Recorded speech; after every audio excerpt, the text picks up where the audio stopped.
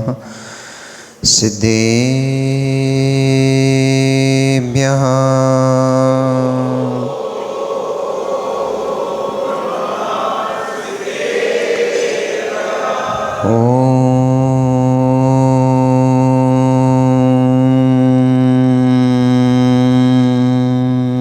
नमः सिद्धेभ्यः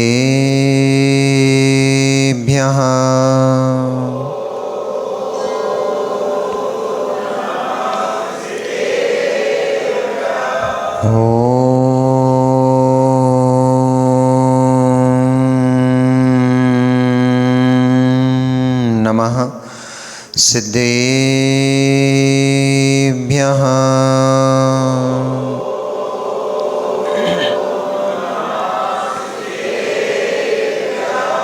तव सिद्धे नय सिद्धे संयम सिद्धे चरित्र सिद्धेया नाडुमिदंसनं मिया सिद्धे शिरसा नमस्सामि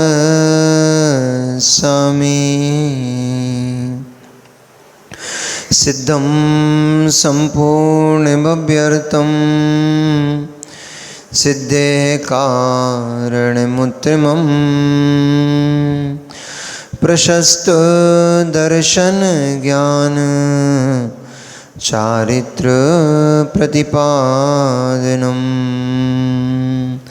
सुरेंद्र मुकुट श्लिष्ट पादपद्मा सुकेशरं प्रणमामि महावीरं लोकत्रयमङ्गलम् हडमो अरिहन्ताणं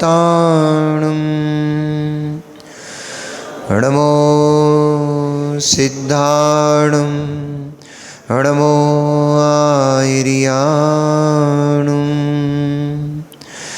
हडमो वज्रायाणं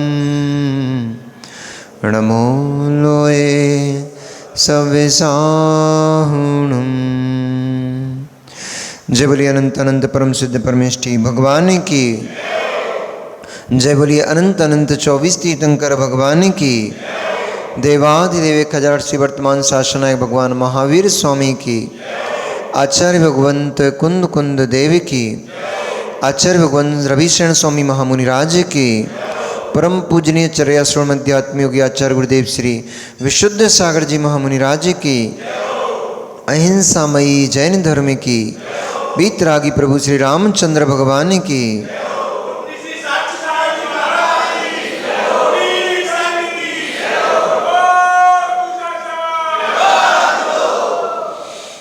मनीषियों, वर्तमान शासन नायक भगवान वर्धमान स्वामी के शासन काल में हम सभी भव्य जीव यहाँ विराजते हैं। परम भट्टारक महाश्रमण उन भगवान वर्धमान स्वामी के मुख कमल से निश्चित भागवादिनी भगवती माँ जिनवाणी का हम सभी भव्य जीव यहाँ करुणांजलि लगा कर के पान कर रहे हैं। यह भागवादिनी यह भगवती माँ जिनवाणी सभी जीवों का कल्याण करे, सभी जीवों का मोक्ष मार्ग प्रशस्त करे। परिणाम परिणामी परिणाम जो किया जा रहा है, परिणामी जो उस परिणाम को कर रहा है। परिणामी जैसा परिणाम करता है वैसा ही उस जीव का परिणमन होता है। परिणामी जीव परिणाम जो शुभ अशुभ रूप भाव कर रहा है, शुभ अशुभ रूप जो क्रिया कर रहा है, वह है उस क्रिया के द्वारा ही अब आगे उसका क्या होना है इस बात का निर्णय होता है। परिणाम प्रशस्त है तो यह जीव उपरिम अवस्था को प्राप्त होता है। परिणाम अप्रशस्त है तो जीव का पतन होता है, जीव अधो अवस्था को प्राप्त करता है। इसलिए आज बड़े जोर शोर के साथ और बहुत ही बीरस, चूँकि अभी आपके नगर में कवि लोग आए थे तो लगता है योगी सागर जी ने 2-4 बीरस की कविता सुन ली आज, तो इसलिए आज वो भी बीरस में प्रवचन कर रहे थे। पर यही लाभ है।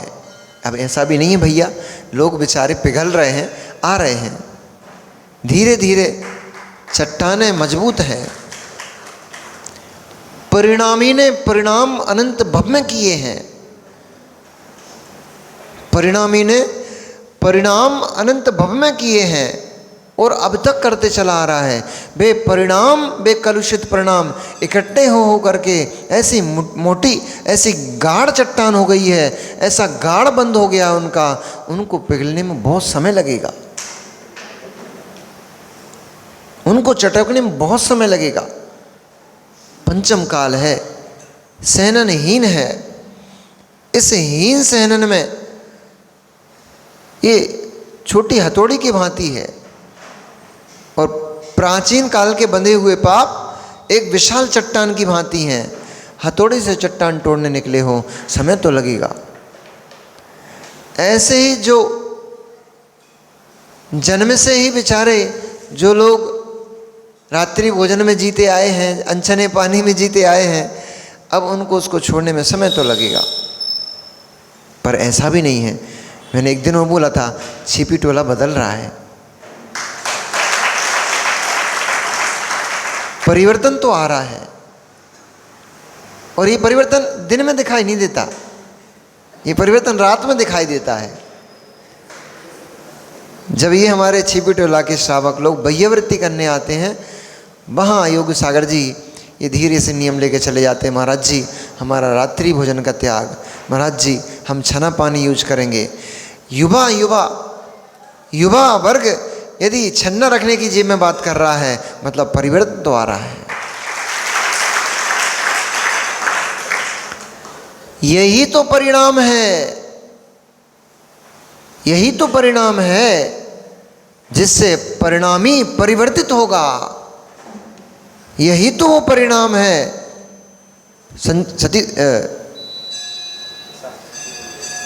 सचिन भैया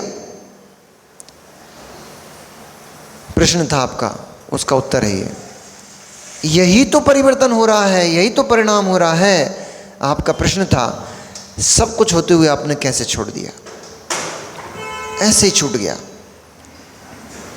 जब तक तत्व का श्रवण जीव का नहीं होता, जब तक तत्व नहीं सुनता है जीव, तब तक पापों में ही आनंदित होता है, आनंद मनाता है।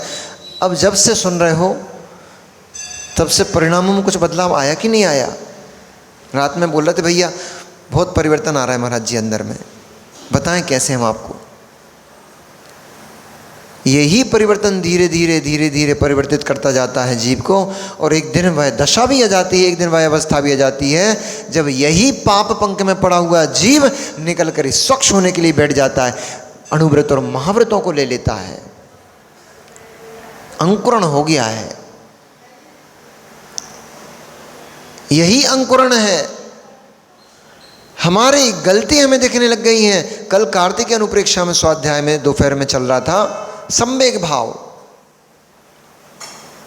वह संवेग भाव है क्या? सम्यक दृष्टि का लक्षण होता है संवेग, प्रशम, संवेग, आस्तिक, अनुकंपा। ये सम्यक दृष्टि का लक्षण है। जो जो सम्यक दृष्टि होगा उसके अंदर प्रशम भाव होगा, आस्तिक भाव होगा, अनुकंपा भाव होगा, संवेग भाव होगा।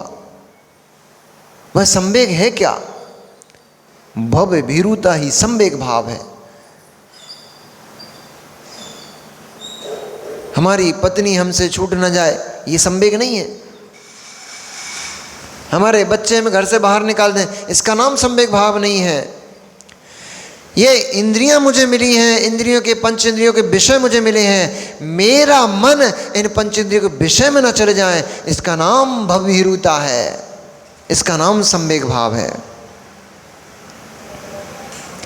संसार पंख में मेरे कहीं पैर लिप्त ना हो जाए, मनुष्य पर्याय को मैंने प्राप्त तो कर लिया है, पर मनुष्य पर्याय में आकर कहीं मैं संसार के ही कार्य ना करने लग जाऊं, ऐसा भयभीत होना। हे भगवान, मेरे अंदर, मेरे पास वह दिन कभी ना आए जब मुझे किसी का अशुभ करना पड़े। मैं प्राणी मात्र के लिए शुभ चिंतन करूं, प्राणी मात्र के लिए मेरे अंदर दया का भाव हो। इसका नाम संवेग भाव है।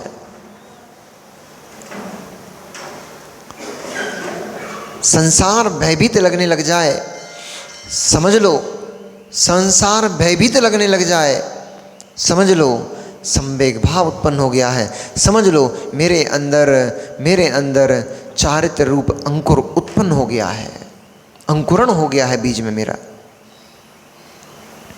बीज तब तक फलित नहीं होता जब तक उसको उर्वरक भूमि में न डाला जाए। कितनी कीमती आपके पास बीज है, कितने उत्कृष्ट आपने बीज रखा हुआ है घर में, परंतु ले जा करके उसको ऊसर भूमि में पटक दिया, बंजर भूमि में पटक दिया, क्या होगा? क्या होगा? फल तो नहीं मिलेगा, फसल तो नहीं मिलेगी, बीज और नष्ट हो जाएगा। ऐसे ही ये पाप की क्रियाएं, सारी संसार की जितनी क्रियाएं हैं, ये सब की सब क्रियाएं ऊसर भूमि में, बंजर भूमि है। इनमें बीज डालने से कुछ भी नहीं मिलने वाला है। बीज ही डालना है, बीज ही डालना है तो उर्वरक भूमि में डालो।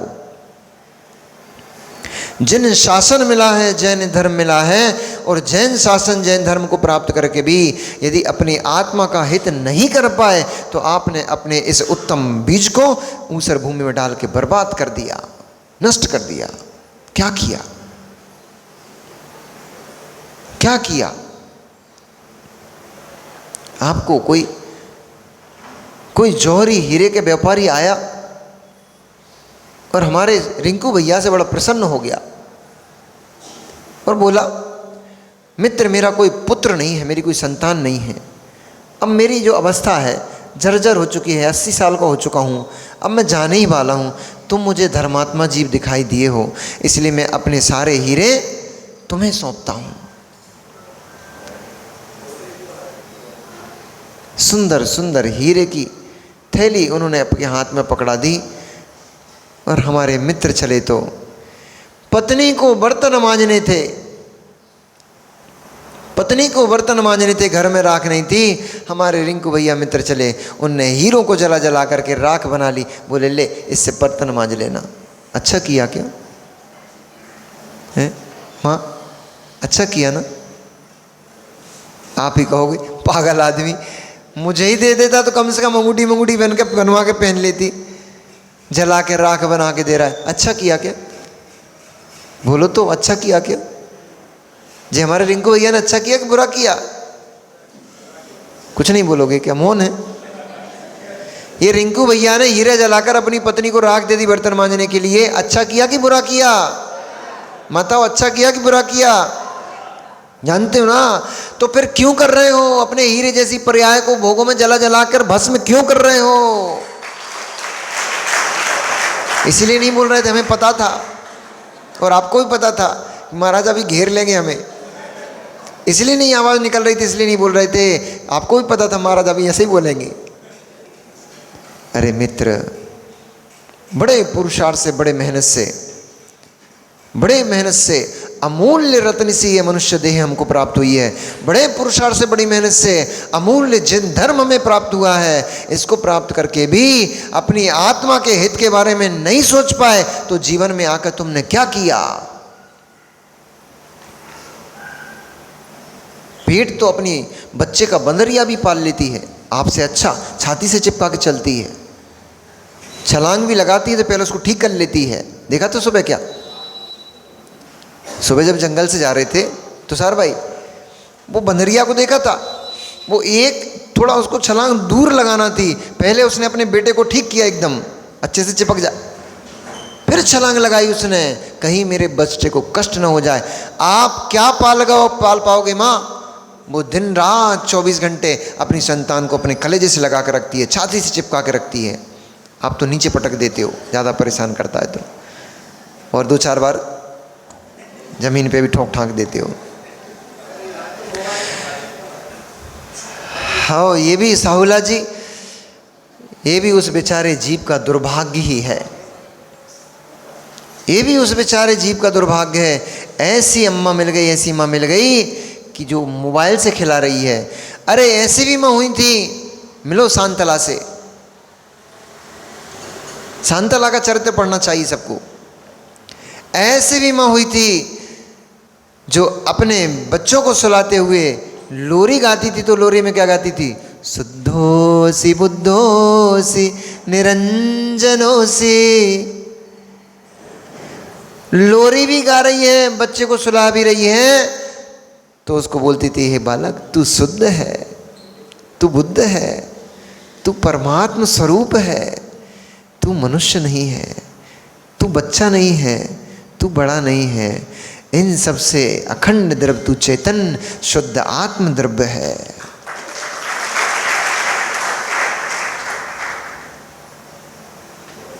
ऐसी भी माँ हुई है जो अपने बच्चों को जिनराज के नाम की लोरी सुना सुना कर सुलाती हैं। तो आज की माँ ऐसी हो गई हैं कि उनको मुंह पाल पकड़ा देती हैं, और डिस्को लगा दिया, वो गाने लगा दिए, और नहीं तो कुछ नहीं तो वो टॉम एंड जेरी पकड़ा दिया, लगा दिया उसमें, वो देख रहा है। वो टॉम एंड जेरी देख देख के सो गया, उसके संस्कार भी टॉम एंड जेरी जैसे पड़ गए। वैसे ही उछल कूद कर रहा है, वैसे ही हरकतें कर रहा है। क्यों? जो देखेगा वही तो संस्कार पड़ेगा। धर्मात्मा जीवों की संस्कार, वो बच्चे धर्मात्मा जीवों के बच्चे ऐसे संस्कारों को प्राप्त करते हैं कि वे अपने माता पिता को सुबह से उठ करके सामायिक करते देखते हैं, तो वे बच्चे भी जैसे ही नींद खुलती उठ के देखते हैं, पापा सामायिक के लिए बैठे हैं, पापा कुछ कर रहे हैं, उनको कुछ भी नहीं आता, जाकर पार्टी लगा के बेबी बाजू में ऐसे बैठ जाते हैं। कम से कम आपको देखकर वह बच्चा बैठना तो सीख गया, शांत चित्त होना तो सीख रहा है कम से कम आपको देख करके वो। और जो पिता स्वयं ही सुबह उठ के सबसे पहले मोबाइल कान में लगा लें अथवा टीवी चालू करके बैठ जाएं, उनके बच्चे क्या सीखेंगे उनसे?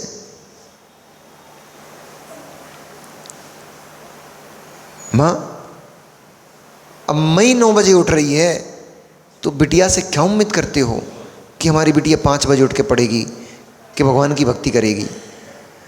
अम्मा की नींद 8 बजे, अम्मा 12 बजे तक तो लगाई टीवी और मोबाइल में। 12 बज जाए, 1 बज जाए, 2 बज जाए, तब तक तो अम्मा को नींद नहीं आ रही। अब 12 बजे, 1 बजे तक, 2 बजे तक माँ ही नहीं सो रही है, तो बच्चा कैसे सोएगा? क्योंकि बच्चा तो माता पिता का अनुगामी होता है, पीछे पीछे चलता है। बच्चा भी आपके पीछे भाग रहा है। एक मोबाइल मम्मी लिए बैठी है, एक मोबाइल पापा लिए बैठे हैं, एक मोबाइल बच्चा लिया, दोनों के बीच में बच्चे भैया मोबाइल चला रहे हैं। जो दिखा रहे हो, जो सिखा रहे हो, वही तो संस्कारित होगा। बालक के अंदर वही तो संस्कार पड़ेंगे। आप मोबाइल, फिर रोते हो हमारे पास आके, महाराज हमारा बच्चा हमारी सुनता ही नहीं। अब कैसे सुने? जब उसके अंदर सुनने के संस्कार डालने थे तब तो तुमने मोबाइल पकड़ा दिया, उसके कान बहरे हो गए, उसके कानों में ईयरफोन फंसा दिया, माता पिता की बातें तुझे बेटा सुनना ही नहीं, तो उसने संस्कार पड़ गया कि माता पिता की बातें हमें सुनना ही नहीं। अब नहीं सुन रहा तो अब क्यों रोते हो, क्यों आंसू बहाते हो कि हमारे बच्चे हमारी बात नहीं मानते हैं? जब संस्कार डालने का समय था, एक दिन जब वो 15 अगस्त के दिन बच्चे आए थे ना, तो उनको मैंने क्या बोला था कि गीली मिट्टी को आप कुछ भी आकार दे सकते हो। अभी आप लोग गीली मिट्टी हो, ये शिक्षक गण, आपके पेरेंट्स आपको जैसा आकार दे देंगे। उन्होंने कलश बना दिया तो आप माथे पे जाओगे, और उन्होंने ईंटा बना दिया तो संडासे में लगे मिलोगे। ऐसे ही माँ अभिमन्यु ने चक्रव्यूह को भेदना माँ की कुक्षी में सीख लिया था कि नहीं सीख लिया था? माँ के पेट में ही अभिमन्यु ने, सुभद्रा के पेट में ही अभिमन्यु चक्रव्यूह का भेदन करना सीख लिया था, उसमें प्रवेश करना सीख लिया था। तो क्या आपका बच्चा कुछ नहीं सीखता? आपके गर्भ में पलता हुआ आपका बच्चा कुछ नहीं सीखता? सीख रहा है, वही सीख रहा है जो आप दिखा रहे हो, उसको सिखा रहे हो। गर्भ में बालक है, आप बलगर सीरियस देख रहे हो, बलगर मूवीज देख रहे हो, हंसी ठिठोले मजाक कर रहे हो, कहां से बच्चा संस्कारी होगा? कहां से कैसे बच्चा संस्कारी होगा? संस्कार गर्भ से देना पड़ते हैं। उस माँ ने संस्कार दिए बच्चों को, 7 बच्चों को संस्कार दिए। 7 के 7 नाम गलत बोल दिया कि मैंने? नाम दिया लेकिन हुआ हाँ, नाम कुछ गलत बोले। मंदालिसा, मंदालसा माँ ने अपने 7 बच्चों को जन्म दिया। 7 के 7 बच्चे धर्मात्मा और वैरागी हो गए।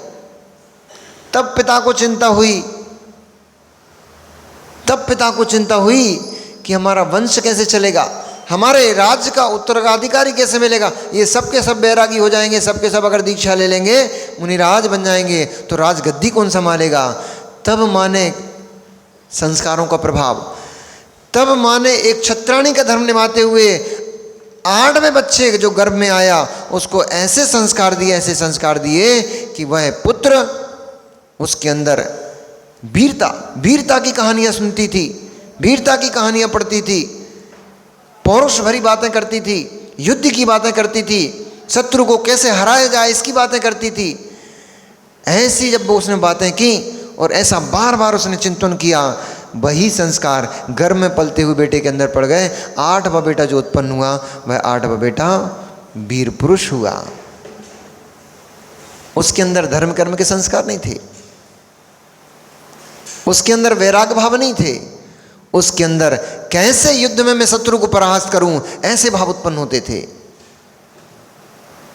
संस्कारों का प्रभाव पड़ता है, संस्कारों का प्रभाव पड़ता है। जैसे संस्कार गर्भ में बच्चा है उस समय आप जैसी क्रियाएं कर रहे हो, वैसे के वैसे संस्कार ही उस बच्चे के अंदर प्रवेश कर जाते हैं। फिर बड़ा होकर के वही बच्चा वैसी ही चेष्टाएं करता है जैसी चेष्टाएं आप कर रहे थे। फिर आप हमें रोते मिलते हो, महाराज जी हमारे बेटा हमारी बेटी ऐसा करते हैं। उन दिनों को याद करो, आपने क्या किया था। इसलिए जिसका परिणामी जैसा परिणाम होगा, परिणामी का परिणमन वैसे ही होगा जैसा आपका भाव दशा चलेगी। जैसी आपकी भाव दशा चलेगी वैसे ही इस जीव को कर्म का आश्रय होगा, कर्म का बंध होगा। और जैसा आश्रय बंध होगा वैसे ही वह जीव क्रिया करते हुए दिखाई देगा। इस संसार में बड़े बड़े योद्धा हुए हैं, बड़े बड़े पौरुष युक्त पुरुष उत्पन्न हो चुके हैं, परंतु आज वे सब कुछ भी दिखाई नहीं दे रहा है। सब विलीन हो गया, सब विलीन हो गया, कुछ भी दिखाई नहीं दे रहा। इस बात को ये जीव क्यों नहीं समझ पाता है कि संसार में कुछ भी कर लो, कितना भी कर लो, कितना भी कर लो, कुछ भी शाश्वत ठहरने वाला नहीं है, सब विलीन हो जाने वाला है। सब भी शाश्वत कुछ रहने वाली है तो एक निज ध्रुवधाम मेरी आत्मा शाश्वत रहने वाली है।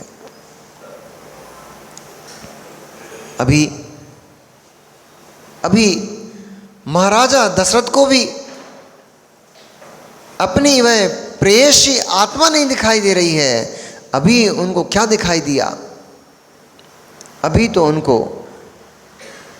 वो स्वयंवर दिखाई दिया। भूल तो नहीं गए? भूल तो नहीं गए? राजा दशरथ कहां पहुंच गए हैं? कैकेयी के स्वयंवर में राजा दशरथ की जो पत्नी थी कैकेयी, उस सुंदर लक्षणों से सुशोभित, अनेक अनेक गुणों से जो युक्त थी, सभी प्रकार की विद्याओं में जो पारंगत थी, ऐसी उस कैकेयी ही उनका अभी लक्ष्य है। आत्मलक्ष्य नहीं है, आत्मलक्ष्य नहीं है। अभी उनका लक्ष्य संसार की वधू है, संसार की रमणी से रमण करना है। इसलिए वे दशरथ अभी स्वयंवर में प्रवेश कर गए और बड़े बड़े योद्धाओं के बीच में बैठे हुए वे दशरथ ऐसे सुशोभित हो रहे थे जैसे समस्त तारागण के बीच में कोई चंद्रमा सुशोभित होता है और कोई सूर्य सुशोभित होता है। ऐसे ही वे जनक और दशरथ दोनों मित्र उन राजाओं के बीच में सुशोभित हो रहे थे। केकया ने वरमाला हाथ में लिए और चली जा रही है।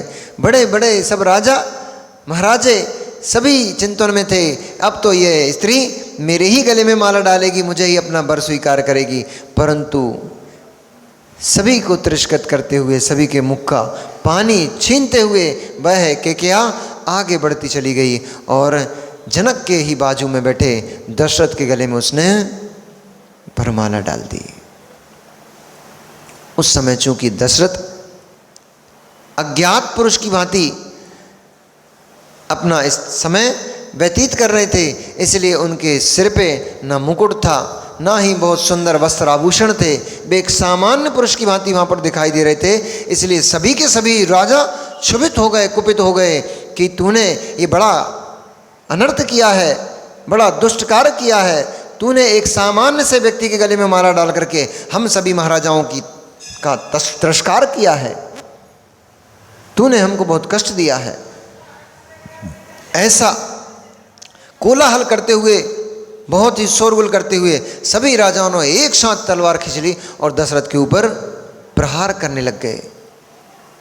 तब राजा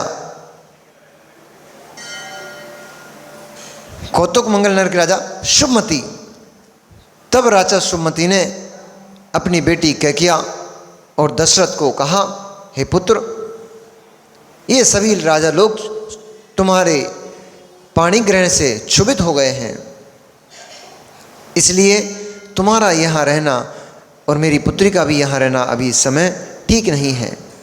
इसलिए तुम इसको लेकर के यहाँ से निकल जाओ। इन सभी क्षुभित राजाओं को मैं ठीक करता हूँ, मैं देखता हूँ। तब दशरथ ने कहा, आप मेरे माम हो। मॉम नहीं, माम।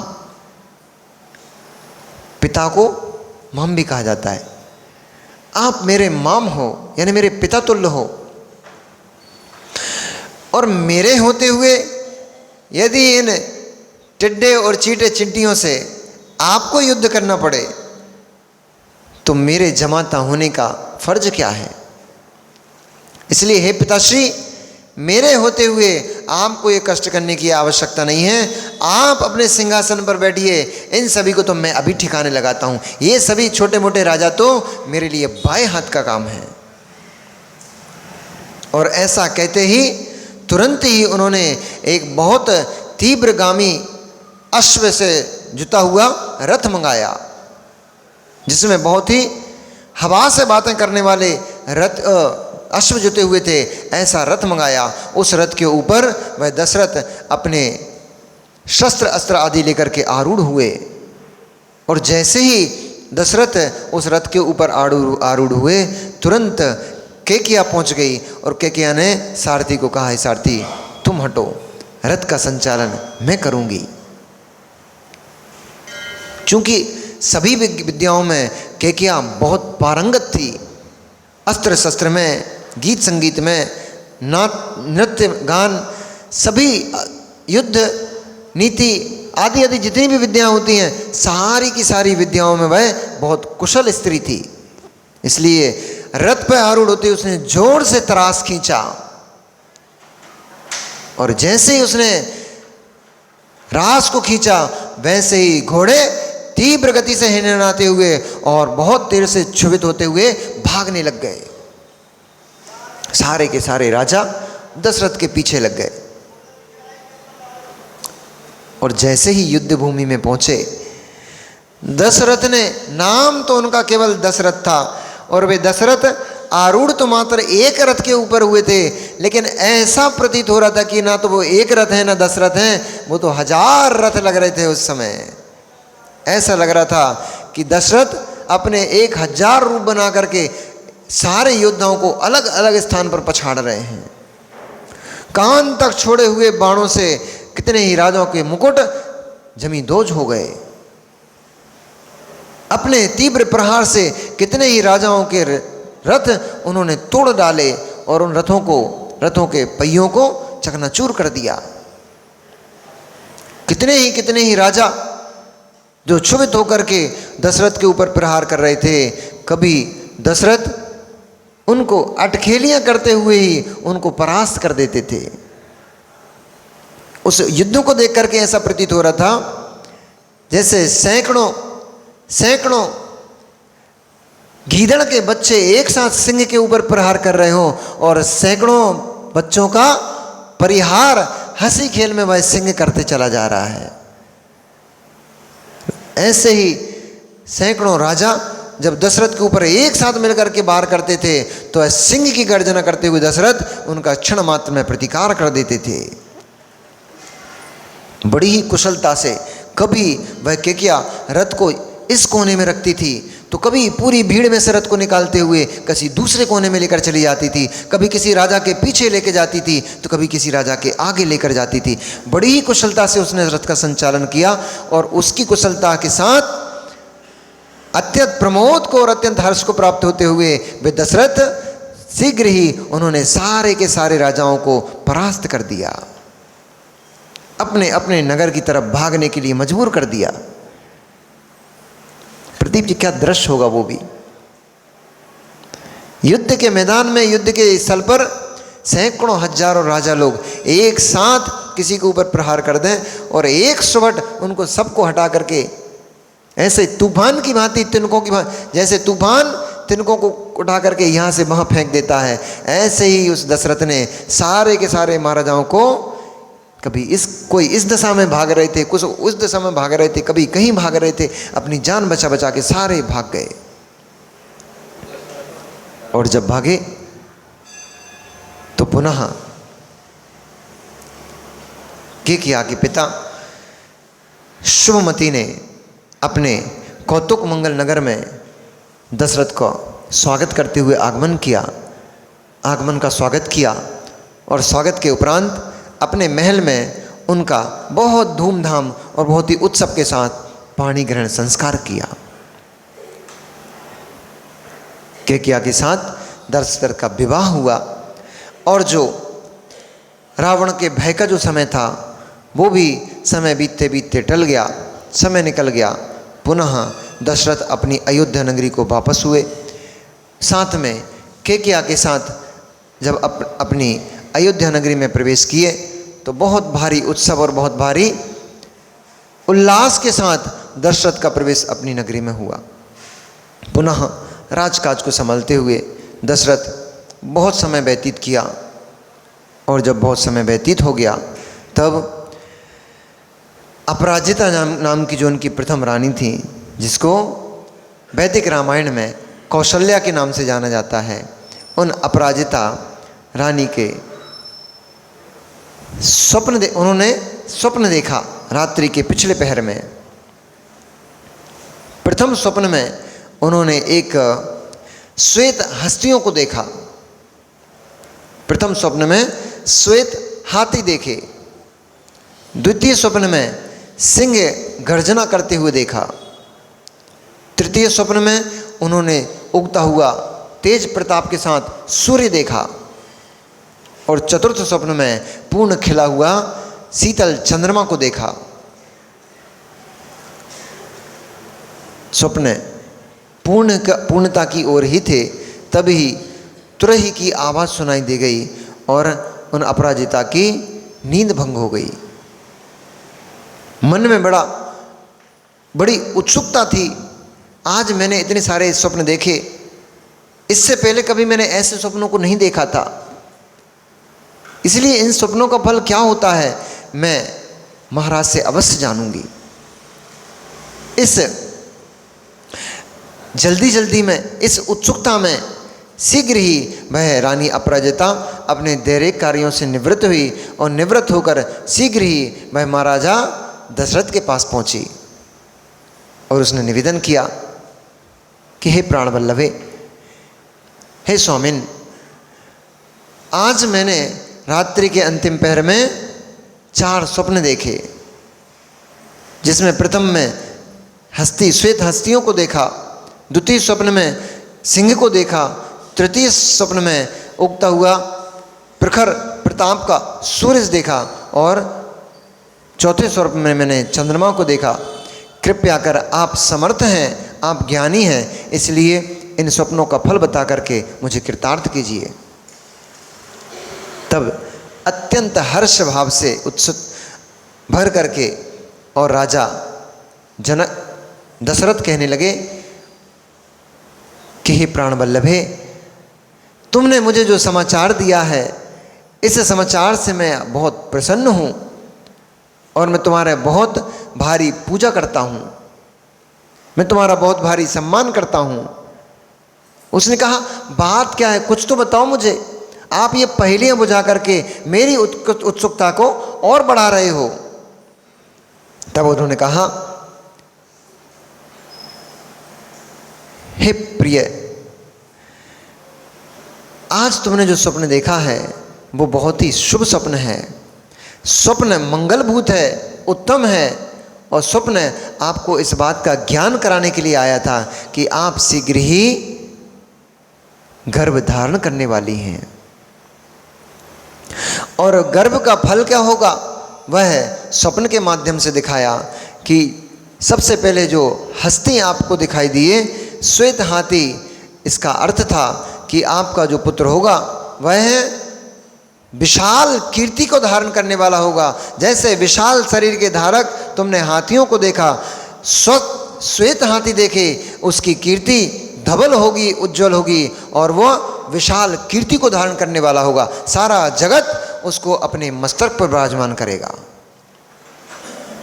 द्वितीय सिंह को, गर्जना करते हुए सिंह को आपने जो देखा, वह जो आपका पुत्र होगा वह पुत्र सारे शत्रुओं का विध्वंस करने वाला होगा और सारे मित्रों के लिए मंगलभूत होगा। तीसरे स्वप्न में आपने प्रताप से युक्त सूर्य को देखा, वह आपका पुत्र जगत में बहुत विशाल प्रताप को फैलाने वाला होगा। यानी जैसे लोगों सूर्य अंधकार को नष्ट कर देता है, ऐसे ही आपका पुत्र जगत में फैले हुए मिथ्यात्व कुपंथों के अंधकार को नष्ट करने वाला होगा, धर्म का प्रचार प्रसार करने वाला होगा। अंतिम स्वप्न में आपने चंद्रमा को देखा। इसका अर्थ यह है कि जैसे चंद्रमा शीतल होता है और अपनी रोशनी फिर फैला करके सभी को संतृप्त करता है, ऐसे ही वह तुम्हारा पुत्र सारे जगत में जितने भी त्रसित लोग हैं उनको शीतलता प्रदान करता हुआ होगा, उनको आनंद प्रदान करने वाला होगा। ऐसे उत्तम लक्षणों से युक्त आपका पुत्र, आपकी संतान आपकी कुक्षी में जन्म लेने वाली है। लो, पुष्पवृष्टि हो गई। जब महात्मा लोग आते हैं तो ऐसा कुछ ना कुछ होता है, अच्छा होता है, इसलिए कुछ ऊपर से गिर गया। क्या गिरा था? अच्छा, तो पुष्पवृष्टि हो गई। वो ऐसे कोई बात नहीं साहुला जी, कुमलाए में भी कुछ तो सार होता है। अब माना कि आप कुमला चुके हो, इसका मतलब ये मत समझो कि हम निस्सार हो गए हैं। अब युवा अवस्था के साहुला जी का चेहरा आपके पास भले ही नहीं बचा है, लेकिन मैंने बोला था ना कि गुठली भी काम आ जाती है। वो तो ना, उसको पेड़ मिल जाएगा, फिर नए नए फल मिलेंगे। चमकते फल सूखी गुठली से मिलते हैं। गुठली सूख गई, टेंशन मत लो, इसको बो दो जमीन में, चमकते फल मिलेंगे इसमें। देखो, हम तो कह रहे हैं कि हम खाली हाथ तो नहीं जाने वाले यहाँ से, और हमारी नज़र आप पे ही टिकी है।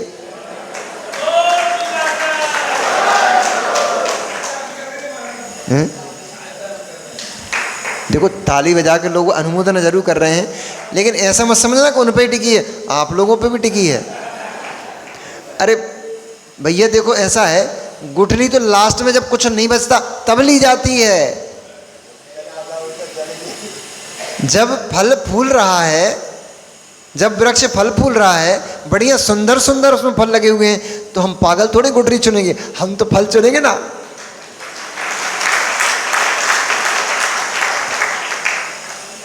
फल चाहिए, कोई बात नहीं, आप चिंता नहीं करना, हमें तो गुठली मिल जाएगी तो हम तो गुठली से भी संतोषित कर लेंगे, संतोषित हो जाएंगे।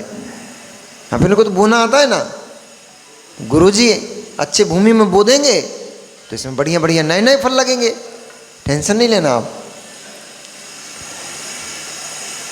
तो इस प्रकार से उन अपराजिता ने गर्भ धारण किया और शुभ लक्षणों से जैसे ही गर्भ धारण हुआ, जैसी संतान गर्भ में होती है माँ के लक्षण भी वैसे ही होने लग जाते हैं। कुणिक संतान में आ गए थे, कुणिक गर्भ में आ गए थे माँ के, कुणिक गर्भ में आ गए थे माँ के, तो माँ के भाव क्या होते थे, माँ के भाव क्या होते थे। गर्भ में रावण आया था तो रावण की माँ केकसी के भाव क्या होते थे। कुणिक संतान के रूप में माँ के गर्भ में आया तो माँ के तलवार में मुख देखने, दर्पण लगे घर में, दर्पणों में मुख देखने के भाव नहीं हो रहे, तलवार की धार में मुख देखने के भाव होते थे। वक्षस्थल से लग करके, पति के वक्षस्थल से लग करके उसके रक्त का पान करूं, ऐसे भाव होते थे।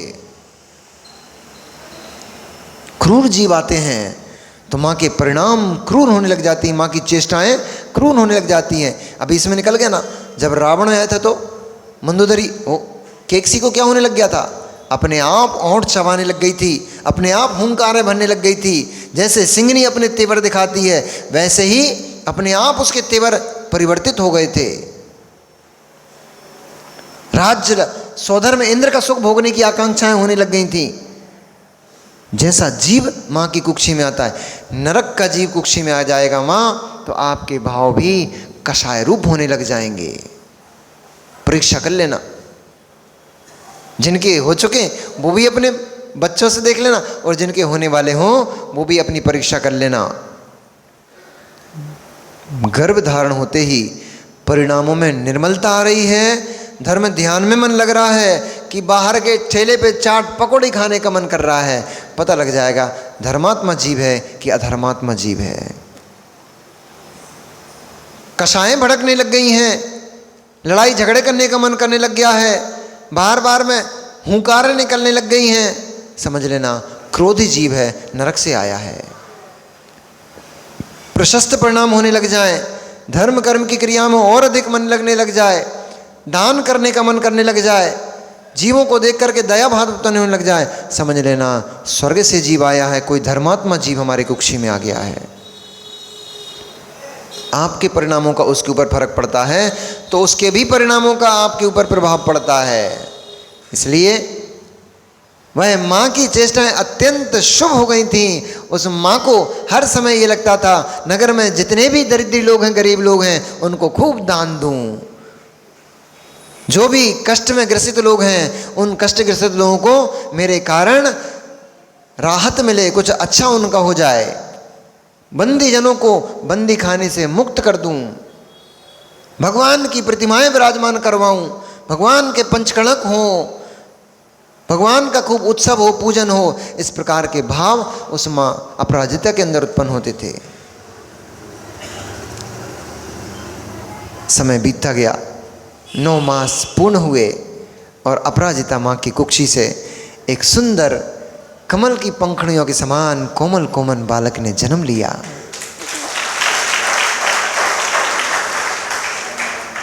जिसके हाथ कमल की कोमल पंखुड़ियों के समान लाल लाल थे, जिसके पैर के तलुए कमल गला शीतल सरोवर में खिले हुए कमल के पंखुड़ियों के समान नरम मुलायम थे, जिसका शरीर दूध के समान स्वच्छ निर्मल था,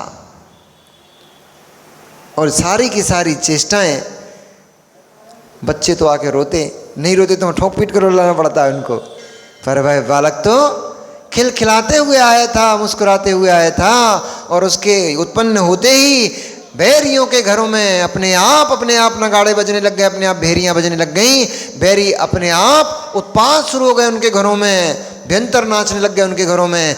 उनके घरों में तो अशुभ की सूचना होने लग गई, और जो मित्र थे, जो राजा दशरथ के परम प्रिय थे, ऐसे राजा महाराजाओं के घर में शंख आदि की ध्वनि होने लग गई, उत्तम मंगल गान अपने आप होने लग गए, शुभ की सूचना मिल गई। ऐसे वह सभी जीवों को संतोष देने वाले, माता पिता को संतोष देने वाले वह पुत्र, उनका नाम माता पिता ने मिलकर पद्म रखा।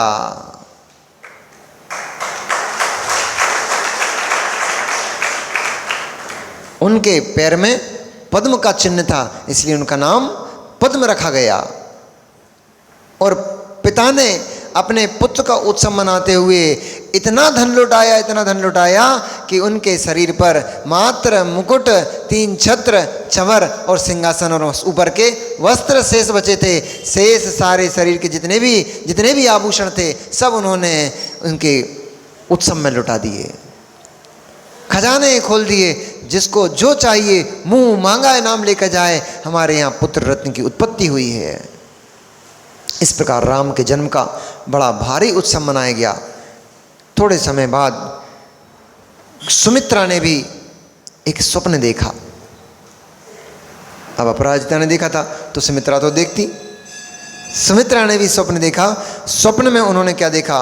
एक लक्ष्मी और सरस्वती, कीर्ति, श्री ह्री दिति कीर्ति बुद्धि लक्ष्मी, इस देवियाँ होती ना, तो उन देवियों में लक्ष्मी और कीर्ति दोनों देवी अपने हाथों में कलश को लिए हैं और कलश पूर्ण जल से भरे हुए और उनके ऊपर कमल खुले हुए कमल लगे हुए हैं। ऐसे कमलों से सुशोभित कलशों के द्वारा एक विशाल काय सिंह का अभिषेक लक्ष्मी और कीर्ति कर रही हैं।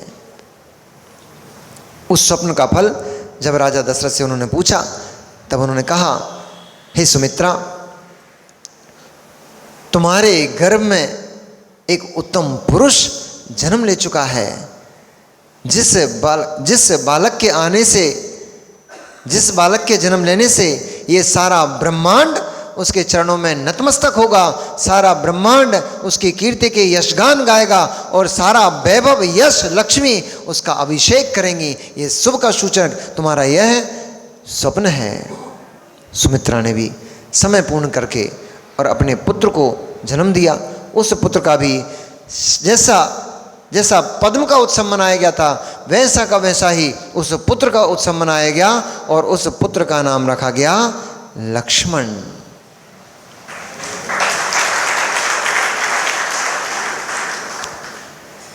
चूंकि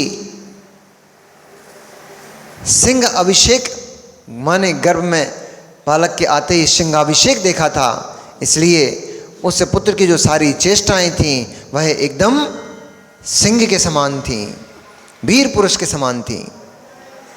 उत्पन्न होते ही उस बालक ने अपने हाथ पैरों को चला करके इस बात का संकेत दे दिया कि मैं संपूर्ण विश्व का विजयी होऊंगा। समय बीतता गया। समय बीतते रानी केकया ने एक पुत्र को जन्म दिया। उनका नाम रखा गया, चूँकि वह पुत्र भगवान आदिनाथ की पुत्र भरत के समान, भरत चक्रवर्ती भगवान आदिनाथ के पुत्र भरत के समान बहुत विशाल वैभव से युक्त था, विशाल सौंदर्य से युक्त था। इसलिए उसका नाम माता पिता ने मिलकर के भरत रखा। अंतिम पुत्र जो सुप्रभा नाम की रानी से उत्पन्न हुआ, उस पुत्र का नाम, चूंकि वह जो पुत्र था वह कालांतर में सभी शत्रुओं को विघ्न करने वाला था, शत्रुओं का हनन करने वाला था, इसलिए उसका नाम शत्रुघ्न रखा। शत्रुघ्न शत्रुओं का हनन करने वाला। इस प्रकार से अपराजिता, सुमित्रा, केकया और सुप्रभा 4 माताओं ने क्रम से 4 पुत्रों को जन्म दिया और ये 4 के 4 पुत्र ही माता पिता को परम आनंद, परम उत्साह देते हुए धीरे धीरे वृद्धि को प्राप्त हुए। जब वह शिक्षा के योग्य हो गए तब पिता को चिंता हुई कि हमारे राज सिंहासन पर कालांतर में यही अधिष्ठित होंगे, इसलिए इनको सभी प्रकार की उच्च शिक्षाएं देना उचित है। इसलिए उन्होंने एक एर नाम के विद्वान थे, ब्राह्मण जाति के विद्वान थे एर। उन एर को चारों के चारों बालकों को सौंपा और उनसे कहा कि चूंकि आप सारी विद्याओं में पारंगत हो, शास्त्र विद्या में, शस्त्र विद्या में, न्याय, नीति आदि आदि जितनी भी विद्याएं होती हैं, सारी की सारी विद्याओं के आप स्वामी हो, इसलिए आपको ही हमारे बच्चों को सारी विद्याओं को प्रदान करना है। एर ने भी पूर्ण निष्ठा और स्वामी भक्ति के साथ चारों के चारों बच्चों को, चारों के चारों बालकों को विद्या देना प्रारंभ किया और शीघ्र ही वे सारे के सारे चारों के चारों बालक सारी की सारी विद्याओं में निपुण होते हुए और अपने यौवन और सौंदर्य से सारे विश्व को विभूषित करने लग गए। तभी गणधर परमेष्टि गौतम स्वामी राजा शरणिक से कहने लगे कि हे शरणिक, अब मैं तुम्हें आगे का वृत्तांत कहता हूँ, तुम ध्यान लगाकर सुनो। नमो अरिहंताड़म, नमो सिद्धाणम, नमो आयरियाड़म, नमो वज्जायाणम, नमो लोय सब साहुड़म।